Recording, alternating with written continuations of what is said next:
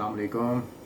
Aamir bag, 3 दिन तक तो मैं आपके साथ वो बुक शेयर करता रहा, मतलब मैं रीड करता था, आप समात फरमाते थे। तो टाइम एंड स्पेस के ऊपर हम लोगों का मतलब जो सब्जेक्ट था, तो बहुत हार्ड सब्जेक्ट था। ऑफ कोर्स उसको समझना, उसको डाइजेस्ट करना इतना इजी नहीं है। तो ज़ाहिर है उसके ऊपर बहुत ज़्यादा गौर व फिक्र की ज़रूरत है, और ऑफ कोर्स रहनुमाई की ज़रूरत है अपने सीनियर्स से, मतलब जो भी रूहानी उस्ताद हों उनकी ज़ेर निगरानी रहनुमाई की ज़रूरत है। ज़ाहिर है उसको अकेले में, तन्हाई में या ख़ुद से ठीक है हम उसको पढ़ लेंगे, पर उसको उसमें बहुत सी ऐसी बारीकियाँ होती हैं। मुझ समीद ऑल्सो, मैं भी स्टूडेंट हूँ, मैं ख़ुद रहनुमाई का तलबगार हूँ। तो अल्लाह पाक आपकी मेरी सबकी मुश्किल आसान करें, पाक मोहम्मद सल्लल्लाहु अलैहि वसल्लम की बरकत से हमारी रहनुमाई फ़रमाएँ और शयातीन के शर से हमें महफूज रखें। आज तो मैं खैर कोई बुक वगैरह पढ़ने का इरादा नहीं रखता। वो एक बहुत टफ़ जॉब फील हुई मुझे, क्योंकि रीड करना, बीच में अल्फाजों का हेर फेर भी आ रहा था, तो उसको कंट्रोल करना, ये सब कुछ बहुत मुश्किल होता है। और फिर ऑफ कोर्स आजकल मेरी ड्यूटी 7 साल में जो ओमान में हूँ, इस हद तक बिज़ी रहा हूँ कि कभी अपने ऊपर ख्याल रखने के मतलब कोई टाइम ही नहीं मिल सका किसी भी लिहाज से, कोई स्टडी के लिहाज से भी, या कुछ भी ऐसा कि पार्ट टाइम बंदा बैठ के कुछ स्टडी कर लेता, कोई टाइम अपना किसी और चीज़ के ऊपर, मतलब full time busy job, specially IT की जॉब है इसी किस्म की। तो आज मैंने सोचा कि थोड़ा सा कुछ पर्सनल शेयर करता हूँ आपके साथ। हम जैसे टाइम स्पेस में बीच में एक सब्जेक्ट आया था कि इंसान 2 तरह से अपनी ज़िंदगी गुजारता है, एक शऊर में और एक लाशऊर में। तो लाशऊर में जो हमारा एक्सपीरियंस होता है वो यही कि हम जो ख्वाब वगैरह देखते हैं, ड्रीम देखते हैं, या आप जब सो जाते हैं शऊर से डिस्कनेक्ट हो जाते हैं, लाशऊर में चले जाते हैं, तो उस वक्त जो कुछ भी हम देखते हैं उस वक्त हमारा दिमाग इस्तेमाल नहीं हो रहा होता, हम उस वक्त सोए हुए होते हैं। ज़ाहिर है हमारे आसपास जो कुछ हो रहा होता है हमें नहीं पता चल रहा होता है। तो इसी चीज़ का सबूत है कि हम शऊर से हट के लाशऊर में चले गए, दूसरी दुनिया के साथ हम कनेक्ट हो गए। अब उस वक्त क्या होता है, मतलब वो उसकी भी एक दुनिया है, उसका भी कनेक्शन है हमारे साथ, इस प्रेजेंट लाइफ के साथ, इस शऊर वाली ज़िंदगी के साथ उसका भी कनेक्शन है। तो मैं जब ओमान आने का भी मेरा बन रहा था, वीज़ा प्रोसेस में था, तो अभी उस दौरान की बात है, मैं ख्वाब देखता हूँ कि ना, जैसे उन दिनों मुझे ये मैंने बताया था ना, नाम चेंज करने की वजह से मैं अपना, मेरे ऊपर ऐसा था कि मुझे कुछ पोइट्री को दिल करता था। जैसे मैंने वो चाहत है जो अल्लाह के दीदार की, तो इश्क़ मोहम्मद का सुरमा आँखों में सजा लो, वो आपसे शेयर किया था। और इसी तरह और बहुत सी मौक़े आए तो इस तरह आता था।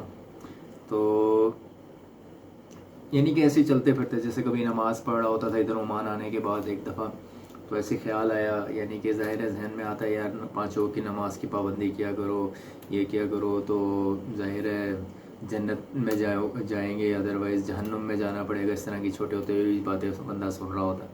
तो ऐसे मेरे जहन में एक चीज़ आई, बैठे बैठे ख्याल आ रहा था, मैं खाक अपना तखल्लुस यूज़ करता हूँ ना, तो मेरे जहन में आया कि यानी पोइट्री के दौरान मैं अपना तखल्लुस खाक यूज़ करता हूँ, ऑलरेडी हम खाक के ही बने हुए। तो ऐसी मैं नमाज़ पढ़ते हुए मेरे जहन में ख़्याल आया, मैं बहुत गुनाहगार इंसान हूँ, कोई ऐसी कंसंट्रेशन भी नहीं है, और फोकस प्रॉपर जो एक होता है रूहानी नमाज में, या उसमें पढ़ ली नहीं पढ़ पाए। अल्लाह पाक मुझे तौफ़ीक़ अता फ़रमाए, और मेरे जैसे जो भी हैं, जो जिनकी नमाज़ें रह जाती हैं, अल्लाह उनको भी तौफ़ीक़ अता फ़रमाए, पाक मोहम्मद सल्लल्लाहु अलैहि वसल्लम की बरकत से। ये जो मैं बार बार यूज़ करता हूँ ना, पाक मोहम्मद सल्लल्लाहु अलैहि वसल्लम की बरकत से कोई भी दुआ मांगता हूँ, तो इसके पीछे भी एक राज है, वो भी मैं आपसे शेयर करूँगा। वो ओमान आने के बाद मेरे साथ हुआ था। तो मैं कह रहा हूँ, मैं नमाज़ जब पढ़ रहा था तो उस दौरान मेरे जहन में ख्याल आया, जैसे भी मैं अपनी ही बात करूँगा, किसी को नहीं, क्योंकि मैं अपने बारे में सिर्फ जानता हूँ ना। तो मुझे पता है कि मैं भी वो जल्दबाजी में, और जैसे भी बस पता है कि अभी ये काम है, वो काम है, बस जल्दी से टाइम हुआ पढ़ ली, तो इस तरह हो जाता है, तो जो गलत है। तो इस तरह, तो ऐसे मेरे जहन में फिर आया कि क्या रखा है ऐसी इबादत में खाक, क्या रखा है ऐसी इबादत में खाक, यूँ तो सजदा खालिक को मगर नज़र मखलूक पर। यानी यूँ तो सजदा खालिक को और नज़र मखलूक पर। तो कहने का मतलब ये है कि ज़ाहिर है जहन में क्या कॉन्सेप्ट है भाई, 5 वक्त की नमाज़ की पाबंदी करेंगे और ये सारा कुछ, तो मरने के बाद जन्नत मिलेगी, तो जन्नत भी मखलूक है ना हमारी तरह। वो भी अल्लाह ताला ने तख्लीक की है। ऑल्दो वो इनाम है हम लोगों का, अगर हम सही रास्ते पे चल के गए तो जहाँ से हम आए हैं वापस वहाँ पर चले जाएंगे। आदम अलैहिस्सलाम वहीं से आए हैं ना दुनिया में। तो इस क्या नाम है, इस स्पेस के ऊपर, यानी इस आलम में, आलम नासूत में, वो आला स्पेस से निकल के इस अदना स्पेस में नाफरमानी की वजह से आना पड़ा। चलें, जो भी एक था वो एक बहाना बना। तो कहने का मतलब ये है कि वो भी मखलूक है, जन्नत भी। तो जहन में ये आ रहा था कि क्या रखा है ऐसी इबादत में खाक जो यानी जन्नत के लिए हो।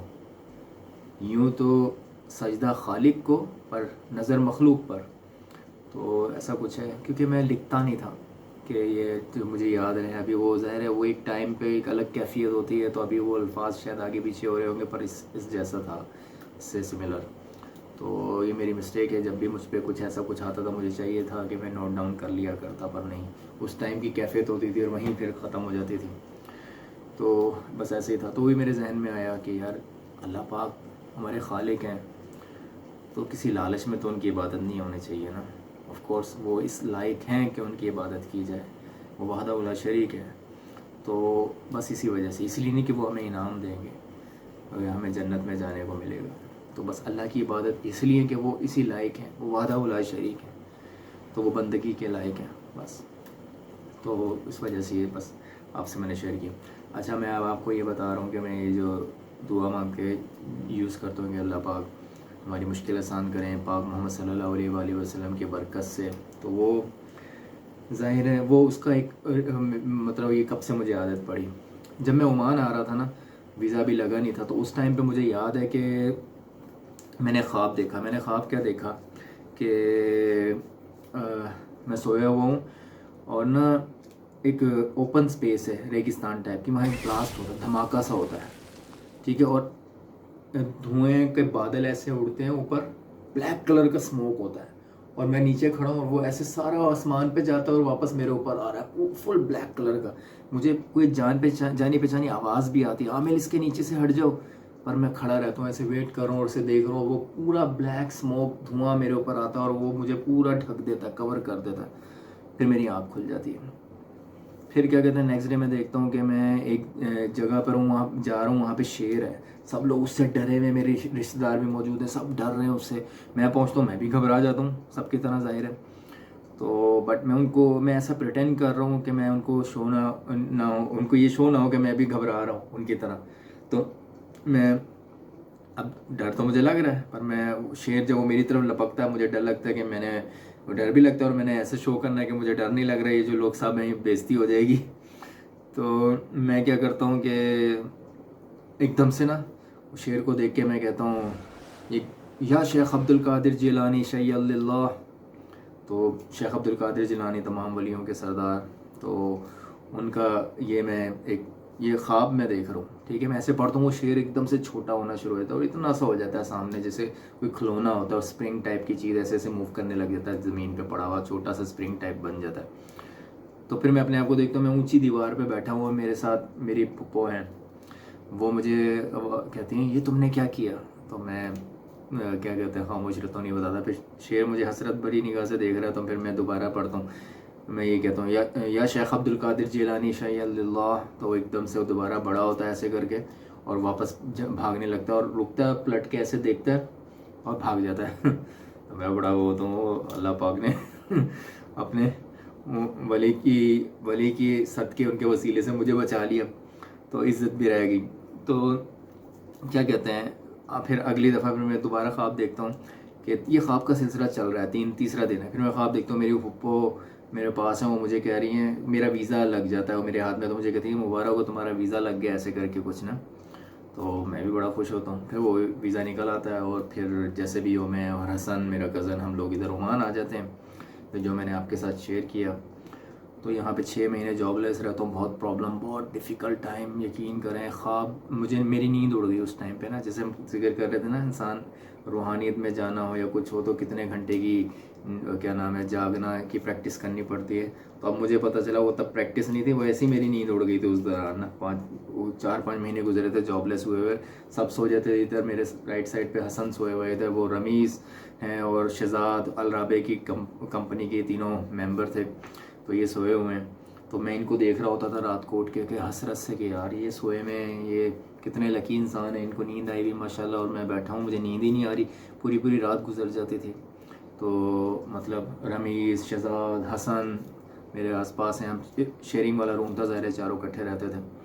मैं बड़ी हसरत से देखता था। तो बस वो मुझे पता नहीं मेरी नींद क्यों उड़ रही थी। एक हफ़्ता मैं मुसलसल जागता रहा।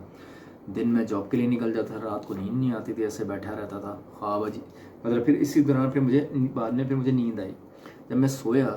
और अक्सर मैं क्या देख रहा हूँ, जागती आंखों से ऐसे लग रहा है मेरे बदन पे हर तरफ कीड़े मकोड़े चल रहे हैं, और क्या कहते हैं, जैसे मैं थोड़ा उसको पुख्ता होती थी मेरी सो, मैं वो आँखें मतलब गौर से देखता था तो गायब हो जाते थे। ऐसा मुझे फीलिंग आना शुरू हो गई थी, मेरी आंखों के सामने ऐसे मंजर आने लगे थे। वो उससे कनेक्टेड है, जो स्मोक मेरे ऊपर आया ड्रीम में, तो ऐसी फील आई कि कुछ गड़बड़ हो गई उमाना ने के दौरान जो वीज़ा लगा, तो उस दौरान पता नहीं क्या किसका क्या हिसाब किताब था, मुझे नहीं पता। फ़िलहाल ऐसा कुछ हुआ। फिर जब यहाँ फिर मैं ख्वाब देख रहा हूँ, ख्वाब अच्छा फिर मेरे बॉयलर्स निकल आए, बड़े मोटे मोटे बॉयलर निकल आए, वो दाने जो होते हैं फोड़े वाले पस होती है उसमें, यूँ फटता है यहाँ मेरे चेहरे पे, इधर इधर इधर बड़े मोटे मोटे इधर चेहरे पे निकल आए। हीट महसूस होती थी, नींद नहीं आती थी। फिर एक दफ़ा मुझे नींद आई, मैं सो गया, और ख्वाब में मैं क्या देख रहा हूँ कि गार सा है, उसमें सिर्फ इतनी जगह है छोटी सी, इस तरह करके ऐसे कि उसमें से सिर्फ लेट कर सर अंदर घुसा सकते हैं, आधा धड़ अंदर ऐसे मैं लेके गया, और बाकी मेरे आधा जिस्म बाहर ही है, और आधा जिस्म जो आधा इतना हिस्सा मैं अंदर गार के ऐसे लेटा ऐसे गया हूँ। और ऐसे घुसने के बाद जब मैं ऐसे सर उठाता हूँ तो सामने एक लेडीज़ है, ब्लैक कलर का लिबास ड्रेस पहना हुआ है, चेहरा मैं गौर से नहीं देख पाया। मैं जब नज़र उठाने लगता हूँ तो वो मेरा अपना हाथ यहाँ मेरे सर पे रख के ऐसे नीचे कर देती हैं कि उनके चेहरे की तरफ नज़र ना पड़े। तो वो यहाँ दबाती हैं मेरे यहाँ पे, वो महसूस होती है वो उनके जो दबाने की वजह से जो उनकी फिंगर का जो दबाव है ना यहाँ महसूस होता है। और वो फिर ना मुझ पर यही दम करती हैं, या शेख अब्दुल कादिर जिलानी शैय्यल्लाह, और ऐसे दम करके मेरे पे फूंकती हैं और कहती हैं जाओ अब तुम ठीक हो गए। मैं ऐसे वापस बाहर निकलता हूँ और मैं चलने लगता हूँ, तो पीछे से एक और बुज़ुर्ग खड़े होते हैं, वो मुझे आवाज़ देते हैं। मैं रुकता हूँ तो वो मुझे मेरे पर ऐसे कोई चीज़ फेंकते हैं, मैं पकड़ता हूँ तो वो नक्श होते हैं कुछ, वो बोलते हैं पानी में घोल के फिर वो पानी पीना है सुबह शाम, ऐसे करके रूहानी टाइप का इलाज। मैं फिर आ जाता हूँ, फिर मेरी आँख खुल जाती है। जब मेरी आँख खुलती है, मेरे यहाँ पे दबाव महसूस हो रहा था, जैसे वो उन्होंने जो भी खातून थी उन्होंने ऐसे दबाया मैं कि उनके चेहरे पे नज़र ना जाए। और सुबह में उठा तो वो मेरा बॉयलर जो था वो बिल्कुल थोड़ा हल्का रह गया, यानी कि अमेजिंग चीज़ थी मेरे लिए। वो बड़े मोटे थे, वो एकदम से कम होना शुरू हुए, और मैं उस दिन बड़ा हल्का महसूस कर रहा था, पर वो दबाव मुझे यहाँ महसूस होता रहा। फिर उसके अगले दिन मुझे ये कॉल आ गई गोरे की कि भाई इधर पहुँचो, तुम्हारा इंटरव्यू, वहाँ गया और इंटरव्यू हो गया, जॉब लग गई और काम स्टार्ट हो गया मेरा। बट सॉरी, जब ये चीज़ हो गई ना, यानी कि ये जब हुआ तो उसके अगले दिन फिर एक और ख्वाब आया। वो ख्वाब क्या आया कि मैं देख रहा हूँ मेरे अंदर कोई चीज़ है, वो ब्लैक सी कोई, वो जैसे मैंने बताया था ना ख्वाब आया था पाकिस्तान में, जब ओमान आने से पहले से ब्लैक स्मोक है मेरे अंदर घुस रहा, मैं वेट कर रहा हूँ, वो मेरे ऊपर आ रहा है, तो ऐसे, तो वो चीज़ है। तो पहले तो वो दम हुआ ख्वाब में इस तरह, फिर अगली रात को मैं ये ख्वाब देख रहा हूँ कि मैं ना खड़ा हूँ, और फिर कोई मुझे कहता है, आवाज़ आती है कि दुआ करो, या अल्लाह मेरी मुश्किल आसान कर दीजिए पाक मोहम्मद सल्लल्लाहु अलैहि वसल्लम की बरकत से। तो मैं यही पढ़ता हूँ, या अल्लाह मेरी मुश्किल आसान कर दीजिए पाक मोहम्मद सल्लल्लाहु अलैहि वसल्लम की बरकत से। एकदम से धमाका सा होता है, ठक करके, और ऐसे कोई चीज़ मेरे अंदर से ब्लैक से निकल के यूँ आसमान की तरह उड़ती है। मैं ऊपर देखता हूँ तो काला धुआं ऐसे उड़ा होता है, धुएँ की शक्ल थी वो, तो ऐसे उड़ता है कोई ब्लैक कलर का साया निकल के मेरे अंदर से, और मैं हल्का हो जाता हूँ। फिर सुबह उठता हूँ मैं बिल्कुल हल्का, मेरा ये बॉयलर जो निकले थे ये भी गायब हो जाते हैं उस दिन, सब सेट हो जाता है, क्लीन हो जाता है फेस। और उसके अगले दिन मुझे गोरे की कॉल होती है और फिर मैं जॉब पे लग जाता हूँ। अब आप खुद ही सोचिएगा, उस दिन से आज का दिन है, कोई भी मुश्किल हो, कोई परेशानी हो, तो मैं बस यही दुआ करता हूँ इसी तरह, या अल्लाह पाक मेरी ये मुश्किल आसान कर दीजिए पाक मोहम्मद सल्लल्लाहु अलैहि वसल्लम की बरकत से।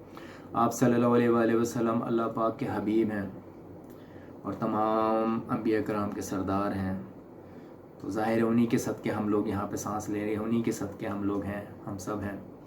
तो ये तो बनता है, ज़ाहिर है जब अल्लाह पाक से हम कोई दुआ करेंगे, हमारे गुनाह हमारे बीच में आते हैं, हमने हराम खाया है, कुछ भी किया है, इस तरह की चीज़ें सामने आती हैं, और जब हम दुआ मांगेंगे पाक मोहम्मद सल्लल्लाहु अलैहि वसल्लम की बरकत से लाजिम कबूल होगी इंशाअल्लाह। जैसे दुरूद पाक जब हम पढ़ते हैं वो हर हाल में कबूल होता है, कबूलियत को पहुँचता है, कबूलियत के दर्जे को पहुँचता है।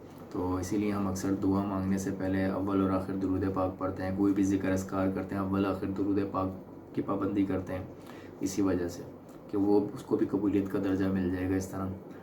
तो बस ये था, मैंने कहा आपसे शेयर करता हूँ। तो इसी तरह ही है, चलें ठीक है। अभी मेरी हालत से लग रहा होगा मैं वाकई में बहुत थका हुआ हूँ। आज भी कुछ 15 घंटे ड्यूटी करने के बाद वापस आया हूँ, तो बोरियत फील कर रहा था। तो मैंने सोचा सोने से पहले थोड़ा सा आपके साथ मुखातिब हो जाएं, इसी तरह गायबाना, तो अपने आप को थोड़ा हल्का फील करूँगा और फिर आराम से सो जाऊँगा। ठीक है, फिर इस तरह अकेलेपन का बंदा शिकार नहीं होता। ये एक अच्छी प्रैक्टिस है मेरे ख्याल से, बजाय इसके बाहर फिर ना इधर उधर निकल जाना, तो आवारागर्दी करना या कुछ करना, उससे बेहतर है कि ये थोड़ा बहुत बातचीत की गायबाना और उसके बाद आराम से सो गए। चलिए, अल्लाह पाक आप सबकी, मेरी सबकी मुश्किल आसान करें, सबके लिए आसानियाँ पैदा करें और शयातीन के शर से महफूज रखें। ओके जी, अल्लाह हाफिज़, टेक केयर, अपना ख्याल रखिएगा।